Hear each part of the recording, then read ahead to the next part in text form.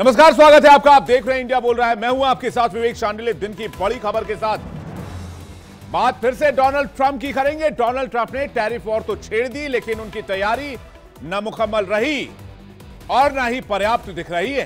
तो क्या Donald Trump tariff war छेड़कर खुद के टर्फ पर घिर गए, यानी खुद के पिच पर गोल खा सकते हैं, खुद के पाले में ही सेल्फ गोल कर सकते हैं? वैसे ऐसा लग रहा है कि डोनाल्ड ट्रंप ने भारत को हल्के में लेने की भूल कर दी है। उनकी अब ये नासमझी अमेरिका के लोगों पर भारी पड़ सकती है।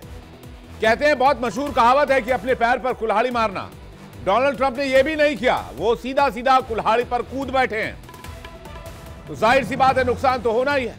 बिना होमवर्क के पंगा कर लिया है, और सिर्फ भारत से नहीं किया है, ब्रिक्स से कर लिया है, जिसमें ब्राजील भी शामिल है, रशिया भी शामिल है, चाइना भी शामिल है और इंडिया भी शामिल है। तो इसके बाद अब अमेरिका का क्या होगा? जाहिर सी बात है, हाय तौबा मचनी थी और अमेरिका में हाय तौबा मची।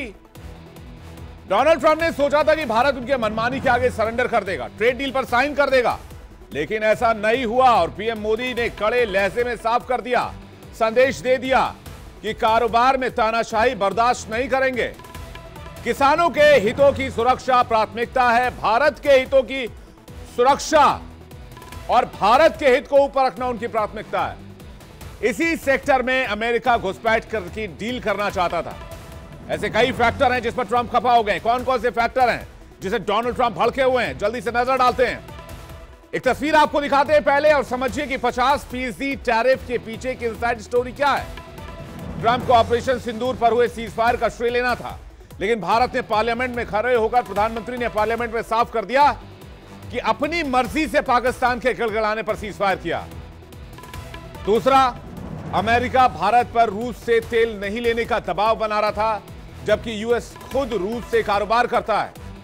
जब भारत नहीं झुका तो ट्रंप बौखला गए। एक और इंटरेस्टिंग फैक्ट मैं दर्शकों आपको बताता हूं, यह भी आप साझा कीजिएगा अपने फ्रेंड्स और फैमिली के सर्कल में।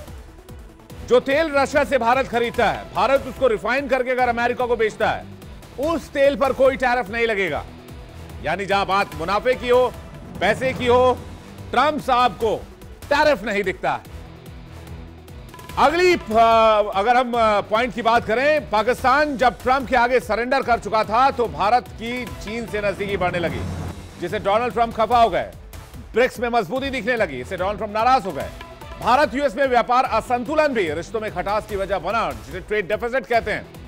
यानी कि ट्रंप की हर मांग को भारत की तरफ से हरी झंडी नहीं मिल सकी।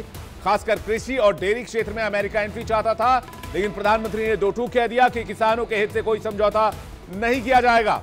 इसके साथ ही ट्रेड डील पर भी ट्रंप को बात बनती हुई नहीं दिखी। ट्रेड डील डीरेल हो गई। तो अब ट्रंप साहब भड़क गए, क्योंकि ट्रंप साहब का ईगो दो देशों के द्विपक्षीय रिश्तों से ज्यादा बड़ा है, ऐसा महसूस होता है। इसी गुस्से में आकर डोनाल्ड ट्रंप ने टैरिफ बम फोड़ दिया, लेकिन यह अब बैकफायर करने लगा है, क्योंकि इस बढ़ती हुई टैरिफ का जो खामियाजा है और जो इसका प्रेशर है, ये अमेरिका के लोगों पर है, ना कि डोनाल्ड ट्रंप पर। डोनाल्ड ट्रंप एक खरबपति बिजनेसमैन है। 200-450 रुपए अगर डॉलर बढ़ भी जाए तो उनको क्या फर्क पड़ेगा। लेकिन अमेरिकी डरे हुए हैं, 80% अमेरिकी डर गए हैं। उन्हें रोजमर्रा की चीजों की कीमतें इजाफे का डर सताने लगा है। कई चीजों की कीमतें तो बढ़ने लगी है, मसलन फल फूल, बाकी चीजें, डेयरी प्रोडक्ट्स में जो कीमतें वो चढ़ने लगी हैं। खास बात यह है कि डरने वाले 80% लोगों में 70% रिपब्लिकन है। ट्रंप के लिए यही बात डराने वाली है। कहीं ऐसा ना हो कि ट्रंप की बाकी नीतियों की तरह टैरिफ नीति को भी जल्दी वापस लेना पड़े, क्योंकि अमेरिका के खिलाफ ब्रिक्स तैयार है। ब्रिक्स ने एकजुटता दिखा दी है। प्रधानमंत्री मोदी ने राष्ट्रपति पुतिन से बातचीत की है। इसके अलावा प्रधानमंत्री मोदी का चाइना दौरा होने वाला है। इसलिए इंडिया बोल रहा है कि भारत पर 50% टैरिफ का ऐलान करके कहीं ट्रंप फंस तो नहीं गए। और आज इसी पर करेंगे बड़ी चर्चा। लेकिन एक बहुत मशहूर कहावत है, अब पछताए क्या होते हैं, जब चिड़िया चुग गई खेत, तो क्या चिड़िया ने खेत चुग लिया है? आज इसी पर बड़ी डिबेट, लेकिन उससे पहले एक्सपर्ट्स का क्या कहना है आपको सुनवाते हैं। ऑलरेडी दोनों तरफ से, खासतौर से वॉशिंगटन से, इसके बारे में काफी बातें हो चुकी हैं। प्रेसिडेंट ट्रंप ने खुद बोला है कि टेरिटरी की बात होने वाली है, टेरिटरी की वापसी की बात होने वाली है, टेरिटरी की स्वैप की बात होने वाली है। ये कहा है कि दोनों तरफ यूक्रेन और रशिया को कॉम्प्रोमाइज करना पड़ेगा। तो ये सब बहुत बड़ी बड़ी बातें हैं। अगर रूस और अमेरिका के बीच में एक शांति स्थापित हो जाती है, एक नॉर्मलाइजेशन हो जाता है 15 अगस्त अलास्का में, तो it will have a global impact, it will definitely have an impact on India. तो अगर पुतिन जी और मोदी जी मिलकर अच्छी विदेश नीति, सफल विदेश नीति पर बात करते हैं तो हमें फायदा ही है। लेकिन हमारी विदेश नीति इस समय सफलता की ओर कम और असफलता की ओर ज्यादा बढ़ रही है। जिस प्रकार डोनाल्ड ट्रंप बार बार हमें धमकी दे रहे हैं कि हम ट्रेड खत्म कर देंगे, हमने इन दोनों देशों के बीच में युद्ध विराम करवाया, भारत रशिया से तेल लेता है, इसके लिए हम इन पर 50% टैरिफ लगा रहे हैं, आगे और भी लगा सकते। ये सारी चीजें क्या दर्शाती हैं? ठीक है, पुतिन जी से हमारे अच्छे संबंध हैं, तो मोदी जी की अगर पुतिन जी की बात हो रही है तो ये तो स्वाभाविक सी प्रक्रिया, दोनों देशों के अच्छे संबंध हैं। डोनाल्ड ट्रंप निहायत अनप्रिडिक्टेबल जो है लीडर हैं, वो ट्रेडिशनल लीडर नहीं है, उनको ज़्यादा जियो पॉलिटिक्स की समझ नहीं है। अमेरिका में जो परेशानी है, लोग अमेरिका में होमलेस हो रहे हैं, बड़े बड़े शहरों में आप देखिए फुटपाथ के किनारे लोग सो रहे हैं, मॉर्गेज को लेकर के, हाउस मॉर्गेज को लेकर कितने सुसाइड के केसेस आते हैं, बेरोजगारी बढ़ रही है। डोनाल्ड ट्रंप को यह लगता है कि टैक्स टैरिफ लगा करके, इंक्रीज करके वो इस प्रॉब्लम को सॉल्व कर सकते हैं। ये काफ़ी ज़्यादा उनका ये जो सोच है, ये किसी भी कोई भी आर्थिक फिनेंशियल जो इकोनॉमिकल पंडित होता है वो इससे एग्री नहीं करेगा। बातचीत करने के लिए मेहमानों का एक बड़ा पैनल हमारे साथ जुड़ रहा है। हमारे साथ मेजर जनरल ए के सिवाच जुड़ रहे हैं, रक्षा विशेषज्ञ। हमारे साथ डॉक्टर मनन द्विवेदी हमारे साथ जुड़ रहे हैं, अंतर्राष्ट्रीय मामलों की जानकार। अमेरिका से जेनिया बहल पत्रकार हमारे साथ जुड़ रहे हैं। संजय कुमार पांडे प्रोफेसर जेएनयू हमारे साथ जुड़ रहे हैं, और Poonam Sharma editor India America today हमारे साथ जुड़ रहे हैं। आप सभी मेहमानों का बहुत बहुत स्वागत है। और मैं सबसे पहले मनन द्विवेदी साहब आपसे शुरुआत करना चाहूंगा। क्या डोनाल्ड ट्रंप ने क्या कुल्हाड़ी पर कूदने का फैसला कर लिया? और जो सिनारियो दिख रहा है, ब्रिक्स जिस तरह से यूनाइट हो रहा है, क्या ट्रंप का इंतजाम कर दिया गया है? कि मुझे यहां पर लगता है कि भारत और अमेरिका के जो बायलैटरल रिलेशंस थे वो बहुत इंप्रूव हो गए थे।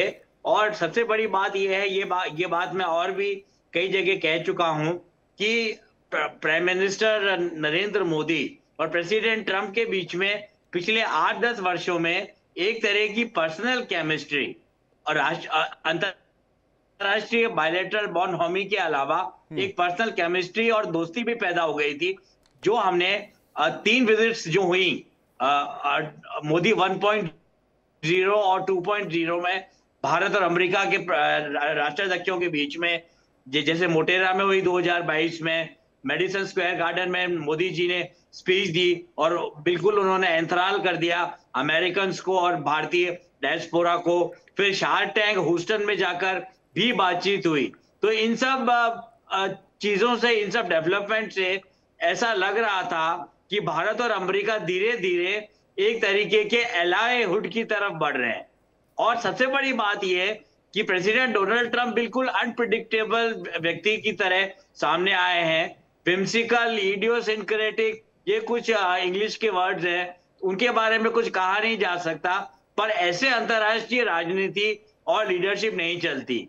जहां तक है कि अंतर्राष्ट्रीय राजनीति में पुराना सिद्धांत है कि जहां तक लीडर्स की बात है, जहां तक प्रीमियर्स की बात है, वो लोग सेंटिमेंटलिज्म, रिटोरिक और बड़ी और लाउड भाषा पे रिलाय नहीं कर सकते। जबकि एक इंडिविजुअल व्यक्ति, एक इंडिविजुअल वक्ता या फिर एक जो व्यक्ति हाउस होल्ड पे ऑपरेट करता है, वो इमोशनलिज्म और सेंटिमेंटलिज्म पे बात कर लेता है। और मुझे लगता है ट्रंप ने काफी बड़ी गलती कर दी है। पर फिर भी मैं कहूंगा कि जो RIC की जो बातचीत चल रही है, जैसे कि चाइना, इंडिया और रशिया मिलके सामने आए और SCO के थ्रू या फिर ब्रिक्स के थ्रू पूरी तरीके से मिलिटेट करें प्रेसिडेंट ट्रंप की टैरिफ गिरी या टैरिफ की जो दादागिरी उसके अगेंस्ट। क्योंकि मुझे लगता है कि चीन के ऊपर ज्यादा या कभी भी हम लोग विश्वास नहीं कर सकते। और जिस ट्रस्ट और फेथ डेफिसिट की आप बात कर रहे हैं, उससे भी बड़ा ट्रस्ट और फेथ डेफिसिट भारत और चीन के बीच है। जब भी कोई भारत और चीन के राष्ट्राध्यक्षों के बीच बातचीत होती है या बॉर्डर टॉक्स होती हैं, तो कोई ना कोई घटना उन्हीं बॉर्डर टॉक्स के साथ पैरेलल रूप में भारत लद्दाख में या अरुणाचल प्रदेश में बढ़ती है। वो देखिए, वो जो ब्रिक्स का जो एक अलाय है, वो एक परमानेंट सोल्यूशन अगर कहा जाए तो चीन को भरोसे में लेकर ये तो तय फिलहाल नहीं किया जा सकता। लेकिन दूसरी बात जो है कि फिलहाल ऑप्शन क्या आपके पास? फिलहाल ऑप्शन ये है कि आपके लिए जो चाइना वो भी सॉफ्ट कॉर्नर दिखा रहा है। ग्लोबल टाइम्स में आपके लिए जो स्केचेस पब्लिश कर रहा है उसमें एक पांडा को, एक एलिफेंट को साथ में एक बड़े सुनहरी रोड पर चलते हुए दिखाया जा रहा है, तो एक साइन तो है। लेकिन अभी क्या है, अभी जो बड़ा प्रॉब्लम है वो डोनाल्ड ट्रंप की तरफ से उनका टैरिफ है, तो उसको टैकल करने के लिए हमें चाइना की तरफ थोड़ा सा इंक्लाइन तो होना ही पड़ेगा। अब डोनाल्ड ट्रंप तो खुलकर इंक्लाइन क्या बीच ही गए हैं पाकिस्तान के सामने, हम तो थोड़ा सा इंक्लाइन ही हो रहे हैं। मैं जल्दी से जेनिया बहल के पास जा रहा हूं, यूएसए से हमारे साथ जुड़ी हुई है, अमेरिका में क्या चल रहा है ये समझने के लिए। जेनिया बहल, अमेरिका में क्या हो रहा है, आप वहां क्या देख पा रही हैं? ट्रंप के इस फैसले का क्या इंपैक्ट पड़ रहा है? देखिए, एक बात तो आई थिंक ऑब्वियस है, जो मेरे फेलो पैनलिस्ट भी जानते हैं, जो द्विवेदी जी, डॉक्टर द्विवेदी ने कहा कि जो ट्रंप की दादागिरी है टैरिफ्स को लेकर, वो कंज्यूमर्स को नेगेटिवली इम्पैक्ट करेगी। वो यूएस में कंज्यूमर्स को नेगेटिवली इम्पैक्ट करेगी। US consumers are dependent on a lot of Indian products, agricultural products हैं, ज्वेलरी है, टेक्सटाइल्स हैं। टेक्सटाइल्स बहुत एक्सपोर्ट करता है भारत यूएस को, राइट? और consumer price index, consumer sentiment is already pretty low. Consumer price index has risen steadily जब से डोनाल्ड ट्रंप आए हैं ऑफिस में। As I said, consumer sentiment has been falling, क्योंकि कंज्यूमर्स को लगता है कि जो चीज़ें वो बहरहाल रोज खरीदते हैं, जैसे कपड़े, टॉयज, थिंग्स लाइक दैट, उनकी प्राइसेस बढ़ती ही जाएंगी and they not paying a fair price. And after a certain point यहाँ पे जो कंपनीज हैं, they will not be able to absorb the tariff, and eventually वो जो बर्डन है वो कंज्यूमर को जाएगा ही जाएगा। तो ये इम्पैक्ट होगा, जैसा कि आपने रिसेंटली पढ़ा होगा, ब्यूरो ऑफ लेबर स्टैटिस्टिक्स की रिपोर्ट ने क्लियरली कहा है कि बेरोजगारी काफ़ी बढ़ गई है अमेरिका में, और उसकी एक वजह टैरिफ्स भी है, क्योंकि टैरिफ्स की वजह से कंपनीज उनकी आउटलुक काफ़ी गंभीर है। They are predicting lower sales, specially in the retail sector, which is where India significantly contributes with its exports. तो इन सब चीज़ों को ध्यान में रखते हुए जैसी इकोनॉमिक आर्थिक सिचुएशन डोनाल्ड ट्रंप ने क्रिएट करी है, वो काफ़ी अनस्टेबल है, वो काफ़ी अनप्रिडिक्टेबल है। Republican senators have also said in interviews to NPR that they are hoping that by December थोड़ा स्टेबलाइज हो जाए इकोनॉमी। ये टैरिफ्स की जो कभी 25%, कभी 50%, ये जो डोनाल्ड ट्रंप कर रहे हैं, वो थोड़ा स्टेबलाइज हो जाए and we set a clear rate. नहीं तो इस तरह तो consumer sentiment will keep falling and demand for a lot of these textiles, goods, toys, things like that, part of which India exports, food, lentils, all of that, उसकी demand और घटती ना जाए। अगर देखें इसमें तो एक सर्वे आया है, जो एक मीडिया सर्वे है, उसमें 53% अमेरिकन ने कहा है कि किराने के सामान की कीमतें जो बढ़ी हैं वो उनके लिए चिंता का विषय है। सर्वे से पता चला है खाने पीने की चीजों की ऊंची कीमतें और अर्थव्यवस्था की हालत को लेकर अमेरिकी लोग चिंतित है। खासकर एग्स, बीफ, संतरे का जूस, बनानास और दूसरी चीजों की कीमतों में काफी इजाफा हो रहा है। जैसे कि विदेशों से आने वाले फल, डिब्बाबंद सामान, कॉफी और दूसरी चीजों के दाम बढ़ रहे हैं। इससे कैसे अमेरिका ग्रेट अगेन होगा? संजय कुमार पांडे जी, उसके बाद शिवाज सर मैं आपके पास आ रहा हूं। संजय कुमार पांडे जी, अब सवाल यह है, डोनाल्ड ट्रंप कह रहे हैं मेक अमेरिका ग्रेट अगेन, लेकिन कैसे ग्रेट अगेन? आप अपने लोगों पे एक टैरिफ लाद रहे हैं, आपके जो क्लोज अलाइज हैं आप उनको भी नहीं बख्श रहे, आप ऑस्ट्रेलिया से आने वाले सामान पर भी आप टैरिफ लाद दे रहे हैं। आप इंडिया तो छोड़िए, ऐसा कोई सगा नहीं जिसको डोनाल्ड ट्रंप ने ठगा नहीं। ये सीन तो बन गया अभी टैरिफ के मामले में, और कुछ मीडिया रिपोर्ट्स में उनको टेररिज्म किंग की तरफ बताया जा रहा है। देखिए, अभी भी टैरिफ पूरी तरह लागू हुए नहीं हैं। हमारे ऊपर भी 25% लागू हुए हैं और 27 अगस्त के बाद और लागू होंगे। ऐसे ही डोनाल्ड ट्रंप की एक ये रणनीति है, नीति है, नासमझी है, जो भी है, कि वो अनाउंस तो कर देते हैं और उसके बाद समय दे देते हैं, जिससे लगता है कि एक तरह का दबाव वो बना रहे हैं इन देशों पर कि उनके साथ एक डील कर लें जिसमें उनकी बात मानी जाए और अमेरिका जो चाहता है, ट्रंप जो चाहते हैं वो मान लिया जाए। तो इस नीति का दूरगामी क्या परिणाम होगा पता नहीं, ट्रंप को इसकी समझ है या नहीं। अमेरिका से हमारे जो को पैनलिस्ट हैं जिनिया, उन्होंने जैसा बताया कि अमेरिकी उपभोक्ताओं पर आने वाले समय में इसका बहुत ही बुरा प्रभाव पड़ेगा, चीज़ों के दाम बढ़ जाएंगे। अब ट्रंप के साथ एक सुविधा ये है कि इसके बाद उनको दूसरा चुनाव लड़ना नहीं है, तो वो शायद इन बातों की उतनी परवाह नहीं कर रहे हैं जितनी कोई और राजनेता करता जिसको बाद में चुनाव लड़ना होता।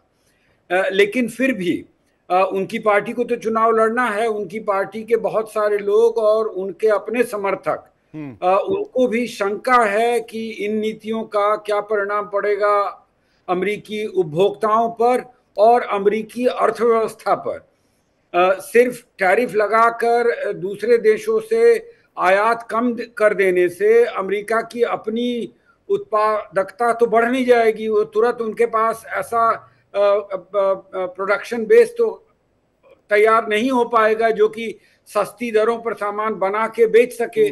तो इसका बहुत बुरा परिणाम अमेरिकी अर्थव्यवस्था पर होने वाला है और टैरिफ का जो भी दूरगामी परिणाम होगा वो पूरी दुनिया भुगतेगी और सबसे ज्यादा संभवतः अमेरिका स्वयं भुगतेगा। डोनाल्ड ट्रंप अगर बनाना भी चाहते हो मेड इन अमेरिका बनाना हो, और बेशक मशीन से ही कोई बना दे, लेकिन बना दो अमेरिका में बननी चाहिए। अब जो बनाना इंपोर्ट कर रहे हैं उस पर 10% का टैरिफ लगा, तो किसी ने पूछा कि वे बनाना खाएंगे, अमेरिकियों को पसंद है, उस पर 10% टैरिफ लगाने का क्या मतलब है? तो कह रहे हैं नहीं भाई बनाना भी यहीं उगाओ, मतलब बनाओ। नहीं, उनकी नीतियां जैसे कि भारत के विदेश जो स्टेटमेंट जारी हुआ है उसमें भी कहा गया है कि ये तार्किकता नहीं है उनमें समझदारी और तार्किकता दोनों की कमी दिखाई पड़ती है और ऐसा लगता है जैसे बिना सोचे समझे ये कदम उठाए गए हैं, या तो इनको सिर्फ बार्गेनिंग चिप के रूप में वो ये वाला ठीक कहा आपने, ये वाला द्विवेदी पांडे जी ये वाला ठीक कहा आपने कि बार्गेनिंग ट्रिक के तौर पर इसको इस्तेमाल कर रहे हैं। 25% का टैरिफ लगाकर 25% और ऐलान कर देना और कहना कि 27 अगस्त से लगेगा, बीच में एक विंडो छोड़ देना। वो चाह रहे हैं कि हम डेयरी और किसानों के एग्रीकल्चर प्रोडक्ट्स और फार्मा प्रोडक्ट्स पर हम जो है वो अमेरिका की बात मान ले और भारत का बाजार अमेरिकी डेयरी के लिए और अमेरिकी एग्रीकल्चर प्रोडक्ट्स के लिए हम खोल दें। हमारे छोटे मझोले किसान जो हैं उनको हम बर्बादी के हाशिए पर ले आकर पटक दें, जो 1 एकड़, आधे एकड़, 2 एकड़ की खेती करते हैं। अमेरिका का छोटा से छोटा किसान भी 250 एकड़ की खेती करता है और बहुत बड़ा मार्जिन है, उनका इंफ्रास्ट्रक्चर एग्रीकल्चर का बहुत बड़ा है। हमने अगर अपना बाजार उनको दे दिया, अपनी जमीन उनको दे दी खेती करने के लिए, वहां की कंपनी को दे दिया, हमारे किसान तो बर्बाद हो जाएंगे। तो ये जो विंडो है मुझे लग रहा है ये पूरी की पूरी डील है इसको लेकर कि आप ट्रेड डील पर आइए और हमारी बात मानिए। हम आपको जीएम सीड्स दे रहे हैं, हम आपने अपने डेयरी दे रहे हैं, आप उसके लिए भारत के बाजार खोलिए। जल्दी से शिवाज सर का एक रिएक्शन लेते हैं। शिवाज सर, भारत झुकेगा नहीं, नया भारत है। हाँ देखो विवेक, इसमें 4-5 चीजें हैं, आपको इस तरीके देखना पड़ेगा। यह सच्चाई है कि डोनाल्ड ट्रंप एक अनप्रिडिक्टेबल और ट्रांजिशनल लीडर है, मगर वो जो भी काम करते हैं वो एज ए बिजनेसमैन करते हैं। और जिस प्रकार से उन्होंने 25% पहले टैरिफ लगाया, फिर उसको बढ़ा दिया 25%, वो होगा 27 अगस्त से। एक प्रेशर टैक्टिक्स है, चाहता क्या है अमेरिका भारत से, पहले हम उसको देखते हैं उसके सही हो। देखो भारत और अमेरिका का ट्रेड जो है 132 बिलियन डॉलर करीब है, और यह सच्चाई है। भारत जो है 90 बिलियन डॉलर का एक्सपोर्ट करता है और 41 बिलियन डॉलर ही इंपोर्ट करता है। इसका मतलब भारत की तरफ 47 बिलियन डॉलर सरप्लस है और जो अमेरिका की तरफ ट्रेड डेफिसिट है। और अमेरिका चाहता है कि इस ट्रेड डेफिसिट को दूर किया जाए। वो कैसे दूर हो सकता है? वो ये प्रेशर डाल रहा है कि आप ऑयल जो है वो ज़्यादा, एनर्जी जो है वो ज़्यादा अमेरिका से खरीदें, और दूसरा कि अमेरिका के हथियार खरीदें। अब ऑयल की बात जब आती है तो वो एक प्रेशर लगा रहा है कि भाई आप जो ऑयल ले रहे हैं रूस से, उसके कारण ये लड़ाई जो है ज़्यादा फैलती जा रही है, बिकॉज आप वे आउट दे रहे हो। आप रूस की इकोनॉमी डिगमगाती, वो डिगमगा नहीं रही। इंडिया और चाइना रूस से ऑयल खरीद रहे हैं, उसको फिर रिफाइन करके यूरोप और अमेरिका को बेचा जा रहा है। ये मुझे लगता है एक प्रकार बहाना है। असली उसका यही है कि वो प्रेशर डाले भारत पे ऑयल खरीदना, और उसके बाद हथियार कौन कौन से हैं जो हमको पुश करने की कोशिश कर रहा है। एक तो कर रहा है कि जैवलिन एंटी टैंक मिसाइल जो पाइपलाइन में, स्ट्राइकर है कॉम्बैट व्हीकल, उसके बाद आपका P8I है 6 जो कि $3.2 बिलियन क्या हो सकता समझौता, और सबसे इंपॉर्टेंट F-35 वो भारत की तरफ पुश करना चाहता है। भारत उसको मानेगा नहीं मानेगा वो हम आगे देखते हैं। और ऑयल वो चाहता है कि कहीं ना कहीं सऊदी अरेबिया, यूएई और जो इराक से हम तेल ले रहे हैं उसमें कमी करें, और कुछ ना कुछ हम एक प्रकार अमेरिका से खरीदें। अब बात आती है कि जो रूस से हम ऑयल ले रहे हैं, क्या इसके ऊपर ये सेकेंडरी सैंक्शन इसकी जो लगाने की कोशिश कर रहा है, क्या ये जायज है? बिल्कुल जायज नहीं। उसकी वजह यह है, देखो जब उसने JCPO से निकला था वो 2018 में, जिसको बोलते हैं Iran deal joint comprehensive plan of action, तो उसने सेकेंडरी सैंक्शन लगाए थे जिसको बोलते हैं काटसा, countering America through sanction act. तो उस समय भारत 28% ऑयल लेता था ईरान से, हमने 0% किया। क्या रशिया के सामने उसने काटसा लगाया है? नहीं लगाया। उसकी वजह यह है क्योंकि सर लेकिन एक बात समझाइएगा जरा, मैं ये नहीं समझ पा रहा हूं कि रूस से हम तेल लें तो दिक्कत, लेकिन रूस से हम तेल लेकर उसको रिफाइन करके अमेरिका को बेचते तो अमेरिका उसको खरीद लेता है, वो भी विदाउट टैरिफ। और इससे पहले जो बाइडेन कहते थे कि तुम भाई रूस से तेल खरीदो, इससे वैश्विक बाजार तेल का स्थिर होगा, कीमतें कंट्रोल में आएंगी। अब ट्रंप साहब आगे कह रहे हैं रूस से तेल क्यों खरीद रहे हो?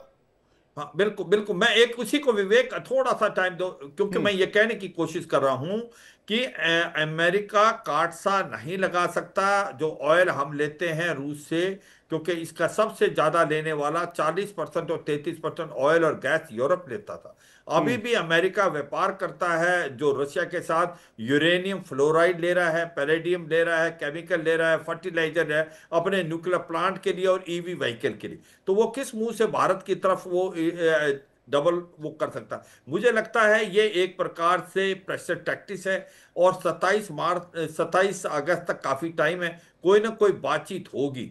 अगर वो नहीं होती तो क्या नुकसान है? वो होगा क्या? अगर आपने टैरिफ लगा दी तो इसका इंपैक्ट अमेरिका में क्या होता है? देखो अमेरिका में क्या चाहता है ये जो डोनाल्ड ट्रंप, कि वहां पर मैन्युफैक्चरिंग हो। मैन्युफैक्चरिंग एक दिन में नहीं होती। मैन्युफैक्चरिंग की सबसे बड़ी प्रॉब्लम है अमेरिका की, अमेरिका जो एक सर्विस जो इकोनॉमी है, ना कि एक प्रकार से कंजम्पशन इकोनॉमी। अगर कोई भी सामान अमेरिका में बनता है तो उसकी कॉस्ट बहुत ज्यादा हो जाती है, क्योंकि लेबर बहुत ज्यादा कॉस्टली है बिनस्बत भारत और चीन के।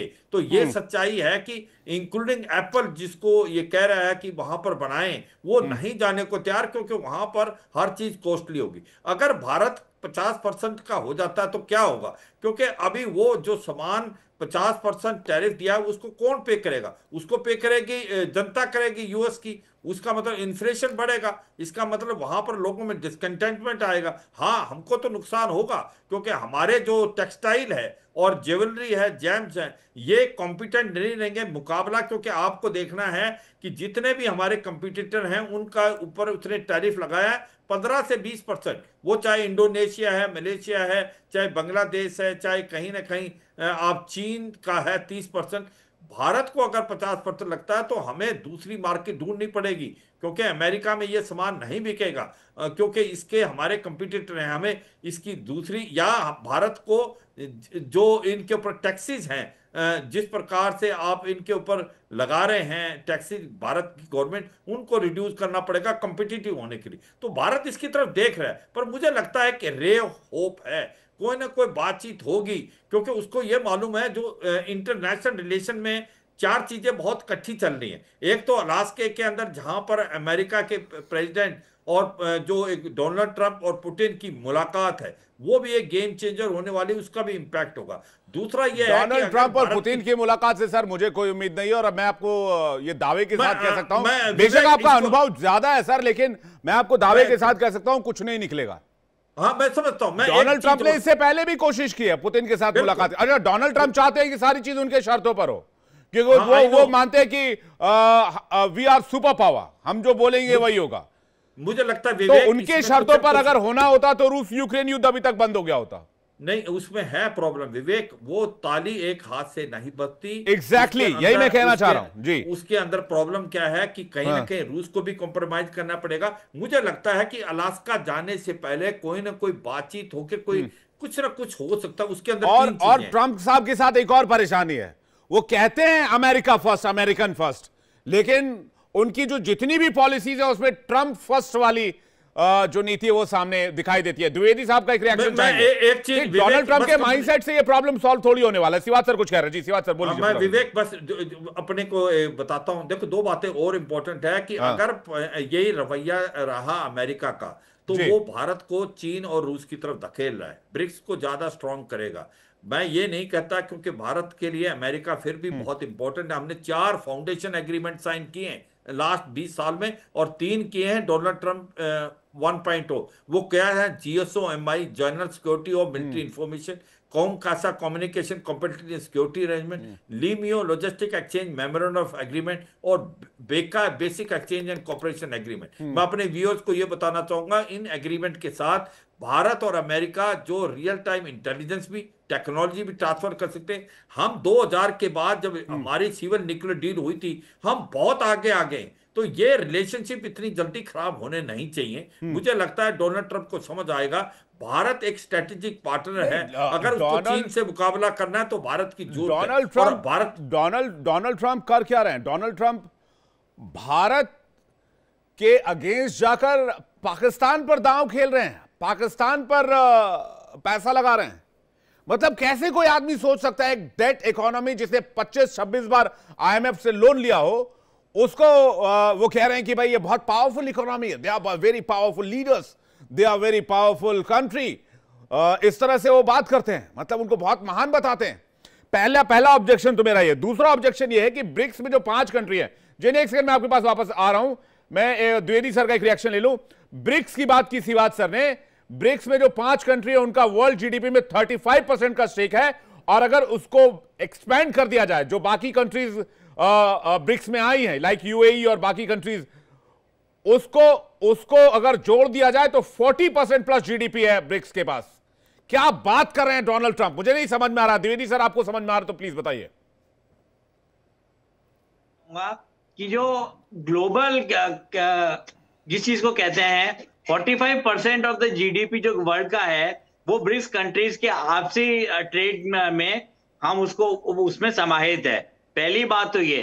पर दूसरी बात हमको यहाँ पर ये भी देखनी चाहिए, एक हिंदी में कहावत होती है, मैं यहाँ पर एकेडमिक्स लोगों के साथ इस मामले में ज्यादा एग्री नहीं करता, क्षमा शोभती उस भुजंग को जिसके पास गरल हो। तो सबसे बड़ी बात यह है कि नेहरूवियन ईरा का मैं एग्जांपल लूंगा। पहले जवाहरलाल नेहरू के टाइम पर भारत भी डेवलपिंग कंट्रीज का और न्यू इंपीरियलिज्म, न्यू कॉलोनियलिज्म और इस तरीके की थर्ड वर्ल्ड आइडियाज को लेके आगे चला, और इसके चलते 62 वॉर में उसे चाइना के सामने मुंह की खानी पड़ी। और भारत उस समय इकोनॉमिकली, मिलिटरीली और डिप्लोमेटिकली इतना पावरफुल भी नहीं था। पर मुझे अब लगता है कि मोदी जी के ऑनरेबल लीडरशिप के तहत अब ये बात साफ है कि भारत, हम ये नहीं कह रहे कि हम लोग विश्व गुरु बन गए या हम लोग सुपर पावर बन गए या ग्रेट पावर स्टेटस हमने अचानक 4, 6, 10 सालों में अटेन कर लिया, ऐसी कोई बात नहीं है। पर फिर भी सबसे बड़ी बात यह है कि भारत की वॉइस थर्ड वर्ल्ड में, जैसा कि आपने ब्रिक्स में बात की, पूरी तरीके से सुनी जाती है, और ब्रिक्स के और डेवलपिंग कंट्रीज का लीडर बनके भारत उभरा है। मैं एक सेकंड वापस आ रहा हूं। संजय जी कुछ कहना चाह रहे हैं। आपने कहा कि भाई भारत अब कहां स्टैंड करता है, फिलहाल हम अमेरिका के सामने कहां हो नहीं हो, लेकिन एक बात तो साहब है, भारत 4th लार्जेस्ट इकोनॉमी है पूरे वर्ल्ड का। अगर वो भी हम सिर्फ पेपर्स पे जो आंकड़े उसको देखें, अगर हम सारे आंकड़ों को जोड़ दें तो $20 ट्रिलियन के आसपास की इकोनॉमी है। संजय जी कुछ कहना चाह रहे हैं। संजय जी, उसके बाद में जेनिया आपके पास आ रहा हूं। जी आपने सही कहा। परचेजिंग पावर पैरिटी के हिसाब से देखा जाए तो हम तीसरी सबसे बड़ी इकोनॉमी हो चुके हैं। Exactly sir. वो एक बात है। दूसरी जो डॉक्टर द्विवेदी ने कही कि तीसरी दुनिया के देश जो पहले कहा जाता था और अब जिसको ग्लोबल साउथ कहा जाता है, उनमें एक बहुत बड़ी आवाज है। G20 में हमने जिस तरह से अपनी बात को और तृतीय विश्व के देशों की, डेवलपिंग कंट्रीज की बात जिस तरह रखी है, तो भारत की बातों का बहुत सारे देश उनको बहुत गंभीरता से लेते हैं। इसलिए इस प्रकार दरकिनार कर देना हमारे कंसर्न्स को, और प्रधानमंत्री ने तो बहुत साफ कह दिया है कि जहां तक हमारे किसानों का हित है, हमारे राष्ट्रीय हित हैं, या हमारी ऊर्जा सुरक्षा है, राष्ट्रीय सुरक्षा है, इन मामलों पर कोई भी समझौता हम नहीं करेंगे और किसी प्रकार का दबाव भी हम अपने ऊपर नहीं लेंगे। मैं जनरल सिवाच की इस बात से भी सहमत हूं कि संभवतः 27 के पहले, 27 अगस्त से पहले कोई ना कोई एक समझौता हो जाएगा। ये ट्रंप के साथ हमने कई बार देखा है, चीन के साथ भी उन्होंने कहा, पहले 140-150% तक टैरिफ लगाया और बाद में फिर घटा लिया। तो इसी प्रकार की नीति और देशों के साथ भी अपनाते हैं, मुझे भी लगता है। और जनरल सिवाच ने जैसा कहा, जिस प्रकार का रक्षा सहयोग हमारा है या इंटेलिजेंस शेयरिंग है, उसके बाद ये मान लेना कि ये संबंध सिर्फ ट्रेड के मुद्दे पर बिगड़ जाएंगे और ये 20 और 25-30 सालों का, पांडे जी, संबंधों के बिगड़ने की बात नहीं है, बात आत्मसम्मान की है और बात अपने शर्तों पर व्यापार की है। कोई भी देश कितने भी अच्छे संबंध हो, हम पर अपनी मर्जी नहीं लाद सकता है। भारत के 140 करोड़ लोगों के हितों को दरकिनार नहीं कर सकता है।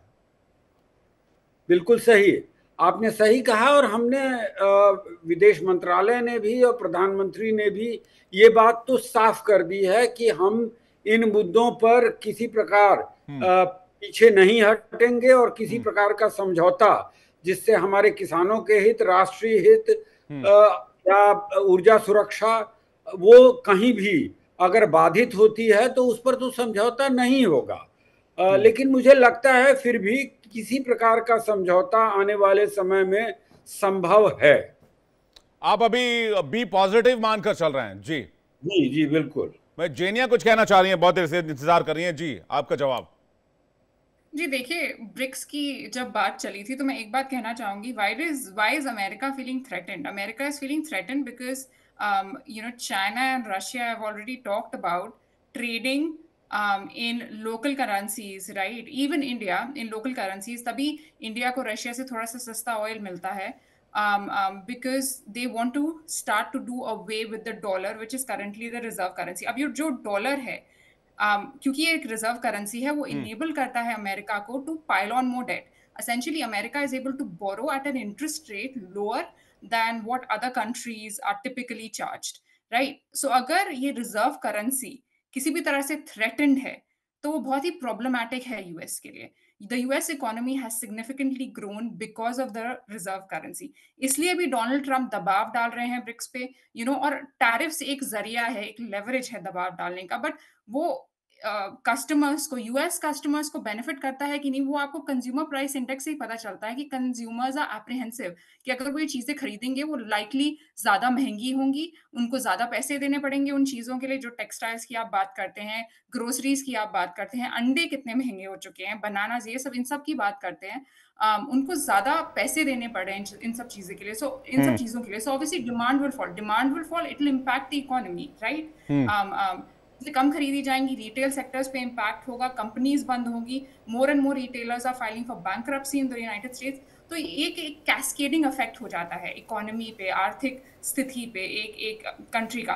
तभी जब आपने ब्रिक्स की बात करी, एक तरीके से जो भी लेवरेज है डोनाल्ड ट्रंप के पास वो यूज कर रहे हैं दबाव डालने के लिए। एग्जैक्टली, हाँ, मैं भी यही मानता हूँ। पाकिस्तान के रिश्ते ठीक नहीं है, वो उसका एडवांटेज ले रहे हैं। और अब ओबामा ने भी पाकिस्तान को काफी सपोर्ट किया है in military add and everything.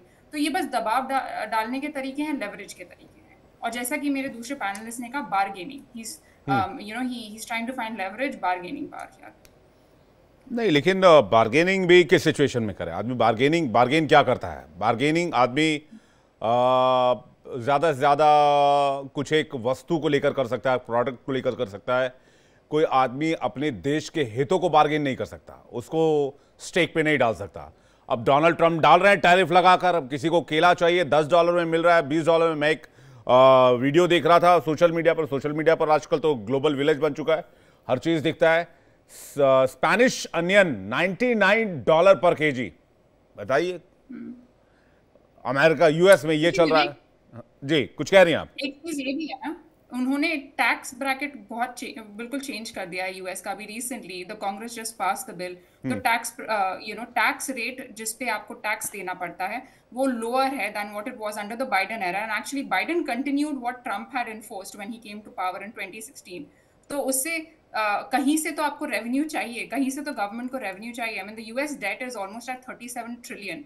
They say for every $10 that is paid in, तो फिर ये वादा करने की क्या जरूरत थी कि मैं आऊंगा तो प्राइस कम कर दूंगा?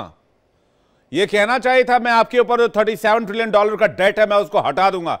बेशक आपके जेब से खींचकर हटाना पड़े या आपके खून के एक एक कतरे को बेचकर हटाना पड़े, हम हटा देंगे। आप देखिए, अमेरिका का सबसे क्लोज अलाइज कौन है? मैक्सिको है, 25% का टैरिफ। कनाडा है 35% टैरिफ।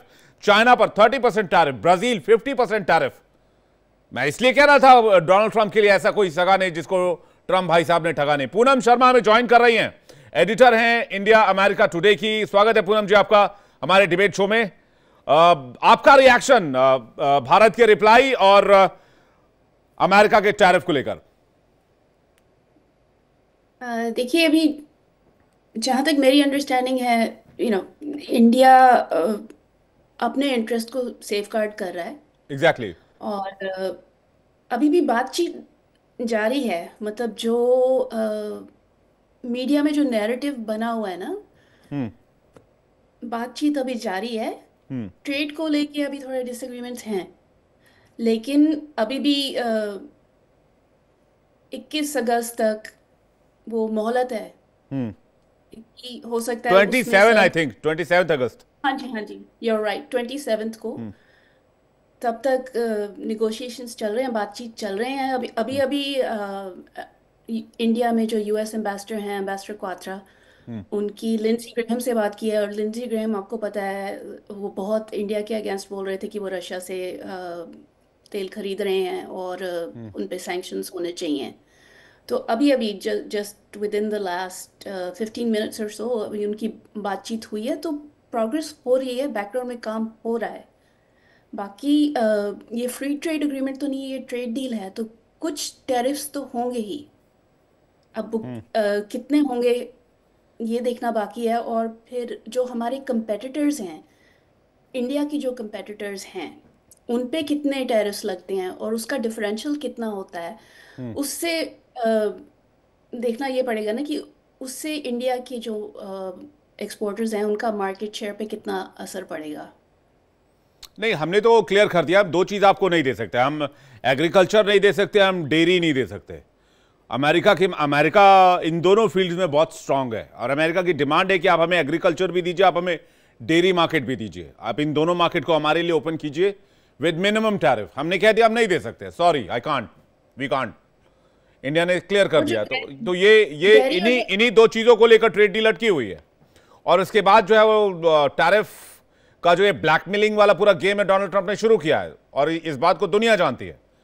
और मुझे लगता है प्रधानमंत्री मोदी बहुत जल्द किसी चीज को लेकर रिएक्ट नहीं करते हैं, बहुत संयमित रहते हैं, बहुत सोच समझकर फैसले करते हैं। लेकिन जिस तरह से उन्होंने मंच पर कहा कि मैं इसके लिए बड़ी कीमत चुकाने के लिए तैयार हूं, लेकिन अपने किसान भाइयों के लिए, डेयरी उत्पादकों के लिए, मछुआरों के लिए उनके हितों से समझौता नहीं होने दूंगा। तो ये हमारी तरफ से तो क्लियर है कि ये पॉसिबल नहीं है, इम्पॉसिबल है।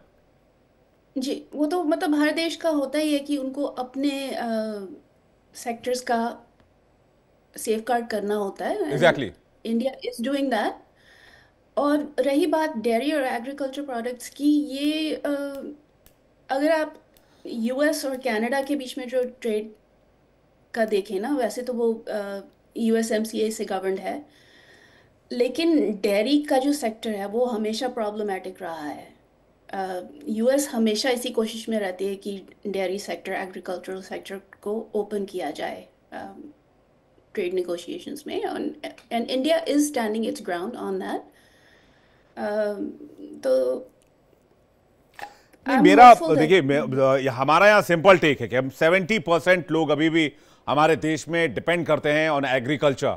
हम 70% वाला हिस्सा आपको नहीं दे सकते। हमारे बहुत छोटे छोटे किसान हैं जो लाख, 1.5 लाख, 2 लाख रुपए सालाना अर्जित करते हैं, पूरे साल फिर उसको अपना घर खर्च के लिए चलाते हैं और फिर वो उसको सेव भी करते हैं अगले सीजन की खेती के लिए, फिर नेक्स्ट फार्मिंग के लिए उसमें से कुछ पैसा निकालते हैं।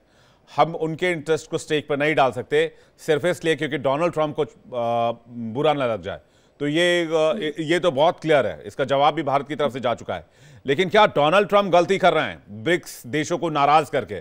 ये भी एक बड़ा सवाल है। शिवात सर से सवाल ले रहा हूं, फिर मैं वापस आ रहा हूं द्विवेदी जी और पूनम शर्मा जी और जेनी आपके पास। शिवात सर।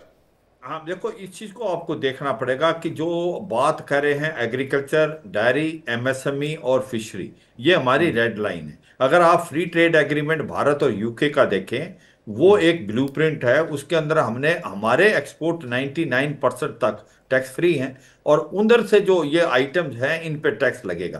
क्योंकि हमें अपना एक चीज समझाना है कि हमारा जो एग्रीकल्चर है, हमारा जो डेयरी है, वो एक प्रकार से मार्जिनलाइज है। वो अगर अमेरिका को लिए ओपन कर दिया तो फिर हमारी ये पूरी मार्केट चली जाएगी और जो हमारे किसान हैं, फिशरमैन हैं या डेयरी वाले जो लोग हैं इसमें इन्वॉल्व, वो बिल्कुल ही कमजोर रह जाएंगे क्योंकि उनके कॉम्पिटिटिव भी है, प्राइस भी उनका कम है अमेरिका का। तो ये रेड लाइन है। मुझे लगता है ये बातचीत मानेगा अमेरिका। क्या चीज देखो, कॉम्प्रोमाइज क्या होता है। हमारा अभी 25% था, 50 कर दिया। 27 अगस्त से पहले बातचीत होगी तो क्या सोल्यूशन निकलेगा? सोल्यूशन निकलेगा ये जो ट्रेड डेफिसिट है, जो $47 बिलियन का भारत की तरफ सरप्लस है, उसको थोड़ा सा कम किया जाए। उसको कम करने का ऑयल लेंगे हम, और हम जो डिफेंस के इक्विपमेंट हैं उनको ले सकते हैं। क्या हम ऑयल रशिया से कम कर देंगे? मुझे लगता है उसका भी चांसेस कम है। उसके चांसेस इसलिए कम है क्योंकि जिस प्रकार से बातचीत हो रही है अलास्का के अंदर और कहीं ना कहीं अमेरिका और रूस की। और सर माफ कीजिएगा सर, एक सवाल इसमें मैं बीच में और आपसे जोड़ रहा हूं। अमेरिकी हथियारों पर मुझे तो भरोसा नहीं रह गया है। जिस तरह से F-35 केरला में 2 महीने तक पड़ा सड़ रहा था हैंगर में और वो ले नहीं जा पा रहे थे उसको, तो मैं अमेरिकी हथियारों को लेकर बहुत सेटिस्फाइड नहीं हूं कि भारत उसमें इंटरेस्ट दिखाएगा, और भारत ने F-35 और बाकी चीजों में भी इंटरेस्ट नहीं दिखाया।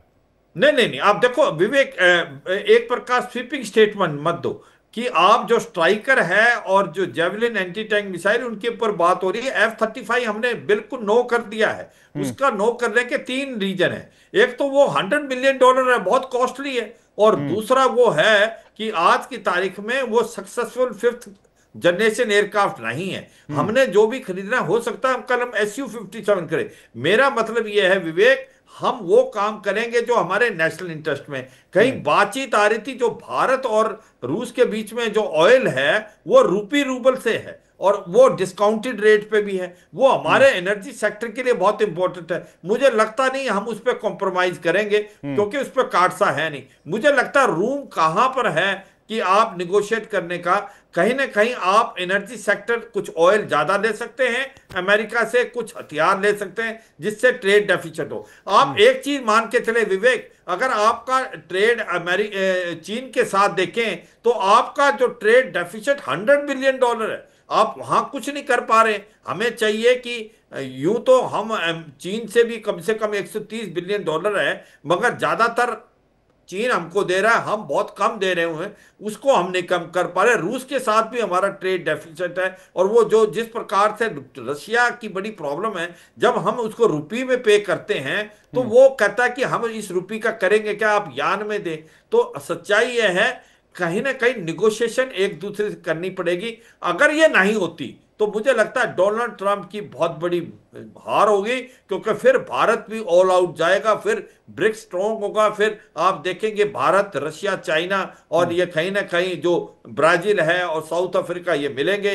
फिर डोनाल्ड ट्रंप के लिए एक बहुत बड़ी चुनौती है। मुझे लगता है कि आप ये बातचीत कर रहे थे, बड़ा कॉम्पिटिटिव है आपका जो टेक्सटाइल इंडस्ट्री है, उसको कौन आपको कंपटीशन है? वो बांग्लादेश है, चाइना है, वियतनाम है, इंडोनेशिया, इनके ऊपर कितना टैरिफ है? इनके ऊपर 15 से 20 है, कईयों के 19 है, कईयों का 20 है। अगर आपका 25 है तब भी आपको बड़ी प्रॉब्लम है, कंपिटिटिव नहीं रहता, क्योंकि आपका जो सामान है वो अमेरिका में ना बिके। अगर नहीं बिकता तो फिर आपका एक प्रकार अनएम्प्लॉयमेंट बढ़ेगी, आपकी इंडस्ट्री बंद हो जाएगी। और जब तक आप या तो हम इंडोनेशिया होके भेज देंगे सर, हम बांग्लादेश होके भेज देंगे, वो कर सकते हैं। देखो विवेक, आपको सोल्यूशन निकालना पड़ेगा, पर ये चैलेंजेस हैं, इनको हम हो सकता है टैक्सेस कम कर दें, हम जीएसटी कम कर दें, जिससे वो कॉम्पिटिटिव हो। मेरा मतलब ये है विवेक, हर चीज का सोल्यूशन है सर, लेकिन डोनाल्ड ट्रंप को कौन समझाएगा? भाई एक बहुत मशहूर कहावत है सर, एक बहुत मशहूर कहावत है शिवाज सर, बिल्ली के गले में घंटी कौन बांधेगा?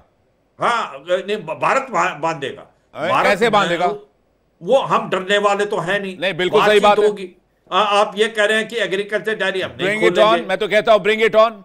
और ये रूस से हम ऑयल खरीदते रहेंगे, तो स्कोप क्या है? कहीं ना कहीं हम हो सकता है। द्विवेदी जी कुछ कहना चाह रहे? द्विवेदी जी, क्या मैं यहाँ पर ये कहना चाह रहा था डोनाल्ड ट्रंप, अगर हम भारतीय विदेश नीति को देखें और हमारी कूटनीति को देखें यूक्रेन वॉर के बाद से, तो हम ये पाएंगे कि जिस शानदार और सफलतापूर्वक तरीके से हमारे प्रधानमंत्री ने और हमारे एक्सटर्नल अफेयर्स मिनिस्टर जयशंकर साहब ने जो काम किया है, वो ये है कि टाइट रोप वॉकिंग की है। एक खेल होता है मदारी का, जिसमें एक गरीब बच्ची अपने हाथ में स्टिक को लेकर एक टाइट रोप के ऊपर चलती है, इधर टिल्ट होगी तो गिरेगी, उधर टिल्ट होगी तो गिरेगी। तो ये टाइट रोप वॉकिंग का जो काम है न्यू दिल्ली ने और रैसीना हिल ने बड़े अच्छे तरीके से किया है, और यही हमको आगे ले जाना होगा। और दूसरी बात मैं यहाँ पर ये कहूंगा कि जहां तक ब्रिक्स की बातचीत की बात है, एक बात हमारा नैरेटिव बिल्कुल भी नहीं फॉलो कर रहा है या उसको आगे जाकर प्रस्तुत नहीं किया जा रहा है, वो ये कि रैसीना हिल की क्या पोजीशन है फॉर्मली डी डॉलराइजेशन के अगेंस्ट। कई बार मोदी जी भी कह चुके हैं, और उससे भी ज्यादा प्रखर और क्लैरिफिकेटरी टोन में जयशंकर साहब भी कह चुके हैं कि डॉलर को इंटरनेशनल वैश्विक करेंसी से रिप्लेस किया जाए, रिप्लेस करने की जो बातचीत है ब्रिक्स की करेंसी से या किसी और ऑल्टरनेट थर्ड वर्ल्डियन करेंसी से, इस बात में भारत चीन और रशिया के साथ पिछले 10-15 वर्षों से या जब से ब्रिक्स बहुत प्रखर रूप से सामने आया है, कभी भी भारत सरकार ने इसका सपोर्ट नहीं किया। और ब्रिक्स जो ऑल आउट नॉर्थ के साथ कन्फ्रंटेशन की बातचीत करता है, वो भी हमारी औपचारिक और ऑफिशियल विदेश नीति का और व्यापार नीति का कभी भी हिस्सा नहीं रहा है। मैं ये नहीं कह रहा कि कोई राष्ट्र अमेरिका का पेट पूडल या लैप डॉग बन जाए, पर सिर्फ मेरा यही निवेदन है कि अभी मिनी ट्रेड डील के लिए डेलीगेशन आने वाला है अमेरिका से, और मिनी ट्रेड डील में के तहत ये बातचीत होगी कि एग्रीकल्चर और फार्मा सेक्टर को कैसे दोनों राज्यों के हित मिलाया जाए। एक चीज मैं जीनिया और पूनम जी से भी समझना चाहूंगा, और शिवाज सर आपसे भी इसका जवाब लेंगे। अगर रशिया से यूएस ट्रेड करे तो यूक्रेन वॉर फंड नहीं हो रहा है, रशिया से इंडिया ट्रेड करे तो यूक्रेन वॉर फंड हो रहा है। बहुत उछल कर कूद कर ट्रंप के जो नेता हैं वो ये कहते हैं कि भारत जो है वो रूस से तेल खरीद रहा है जिससे रूस को फंड मिल रहा है और यूक्रेन में लोग मारे जा रहे हैं। And what about you? आपने फर्टिलाइजर खरीदे, आपने केमिकल खरीदा, आपने दुनिया भर की चीजें, आपने ईवी से जुड़ी हुई चीजें खरीदी आपने। आप मतलब अगर आप सुपर पावर है तो आपसे सवाल पूछने वाला कोई नहीं है, और उनसे किसी ने पूछ दिया तो कहते हैं I don't know about that, यानी मुझे इसके बारे में पता ही नहीं है। जिस अमेरिका को एबटाबाद में ओसामा बिन लादेन ने यह पता है, उस अमेरिका के राष्ट्रपति को यह पता नहीं कि रूस से अमेरिका का ट्रेड चल रहा है। व्हाट अ कोइंसिडेंस, या फिर यह मजाक है दुनिया के साथ अमेरिका का। जेनिया आपका जवाब, पूनम जी आपका जवाब। पहले जेनिया प्लीज। Thank you. देखिए, facts are facts, right? According to the office of the United States trade representative, Russia in 2024, US imports from Russia were billion. So of course जो आपने कहा वो एक तरीके से सही बात है कि यूएस भी तो US has a strong so far relationship with Russia in terms of trade. वो बाइडन के एरा में काफी कम हो गया था with sanctions after Russia decided to invade Ukraine. काफी multinational corporations pulled out of the Russian market. However, trade has still remained steady. और हम तो जानते हैं पुतिन और ट्रंप के संबंध। Trump has spoken in favor of Putin. उन्होंने लेकिन ये भी कहा था कि 24 घंटे में वॉर खत्म कर देंगे, वो हुआ नहीं है, तो अब वो पुतिन पे दबाव डाल रहे हैं। लेकिन उन्होंने ये भी कहा है कि वो कोई किसी तरह के सैंक्शंस अभी डालने की नहीं सोच रहे हैं, इसलिए वो एक तरीके से बैकडोर यूज कर रहे हैं, राइट? इंडिया पे दबाव डालो, क्योंकि इंडिया रशिया से ऑयल खरीदता है। दूसरी कंट्रीज पे दबाव डालने की कोशिश करो, टैरिफ डालो उन पे। तो जो जरिया मिला है डोनाल्ड ट्रंप को, एक कोई जरिया मिल गया है, वो उस पे दबाव डाल रहे हैं। लेकिन जैसा कि मेरे फेलो पैनलिस्ट ने कहा कि India will not back down, and at the end of the day India has an export surplus, right? US has a deficit. America को तो इंडिया ने कमाल का एक्सपोज किया है। मैं जल्दी से पूनम जी का एक जवाब ले लूं। पूनम जी प्लीज। Thank you. अच्छा, मैं दो चीजें मैं पॉइंट आउट करना चाहती हूँ। एक तो कि पिछले 6 महीने में इंडिया के जो ऑयल परचेसेस हैं, एनर्जी परचेसेस हैं, यूएस से बड़े हैं। मतलब 70% का इंक्रीज हुआ है, राइट? पर ये है कि और वो आगे भी बढ़ सकता है, पर जो यूएस का उत्पादन है वो कम है। तो अपने एनर्जी नीड्स की पूर्ति के लिए हम इंडिया रशियन ऑयल खरीदा, पर it's not directly from Russia. Purchase जो होते हैं वो ट्रेडर्स के थ्रू होते हैं, और जो ट्रेडर्स भी जो ऑयल सेल करते हैं उसमें मिक्स्ड बैरल्स होते हैं, उसमें कुछ रशियन होगा, कुछ और कहीं से होगा। So I think this has been forgotten in this whole debate, और ये यूएस भी जानता है। बट अगेन डोनाल्ड ट्रंप की जो स्टेटमेंट्स हैं, I just want to remind everybody कि उनका गवर्निंग स्टाइल वही है, उनका नेगोशिएटिंग स्टाइल वही है कि ही ब्लास्ट्स एवरीबॉडी। और लाइक एनी लीडर उनका यही है कि मैक्सिमम कंसेशंस वो यूएस के लिए लेना चाहते हैं, और इंडियन प्रधानमंत्री मोदी जी भी अटल हैं, वो भी मैक्सिमम कंसेशंस और अपने मार्केट को प्रोटेक्ट। जल्दी में शिवा सर, जल्दी से 10 सेकंड में आपका क्लोजिंग रिमार्क। देखो सच्चाई क्या है विवेक, एक बात तो सही है कि रशिया यूक्रेन अगर लड़ाई रुकनी है तो ये सच्चाई है कि रूस पे प्रेशर तो डालना पड़ेगा, क्योंकि अगर इस हालात में रूस जो है वो अगले 4-5 साल तक लड़ सकता है। उसकी इकोनॉमी बड़ी अच्छी चल रही है, क्योंकि उसका ऑयल जो है वो भारत भी खरीदता है, चीन भी खरीदता है। तो कहीं ना कहीं अमेरिका की प्रॉब्लम ये है कि पुतिन को कैसे समझाएं, क्योंकि पुतिन की जो डिमांड है कि भाई जो इलाका मैंने जीत लिया उसको मैं वापस नहीं दूंगा, मैं यूक्रेन नाटो में शामिल न हो, ये आप लिख के दें, इसके बाद आप यूक्रेन को हथियार भी नहीं दे सकते। तो कहीं ना कहीं उसको लगता है डोनाल्ड ट्रंप को कि अगर रूस पे कोई प्रेशर डाल सकता है तो वो भारत और चीन डाल सकते हो। तो इनडायरेक्टली ये प्रेशर टैक्टिक्स है। ये सक्सेसफुल होगी या ना सक्सेसफुल उस समय बताएगा। पर मुझे एक चीज बहुत विश्वास है विवेक कि 27 अगस्त से पहले कुछ ना कुछ बातचीत होगा, मिनी ट्रेड डील वगैरह, और आपका 25% ही टैरिफ रहेगा, ये मुझे पूरा विश्वास है। चलिए देखते हैं सर, फिलहाल उम्मीद करते हैं कि कुछ पॉजिटिव साइंस निकल कर सामने आए, लेकिन जिस तरह से सामने नजर आ रहे हैं हालात, उससे लग तो नहीं रहा कि बहुत चीजें चेंज होने वाली। फिलहाल आप मेहमानों का बहुत बहुत शुक्रिया हमारे साथ जुड़ने के लिए, बहुत बहुत धन्यवाद अपना कीमती वक्त देने के लिए।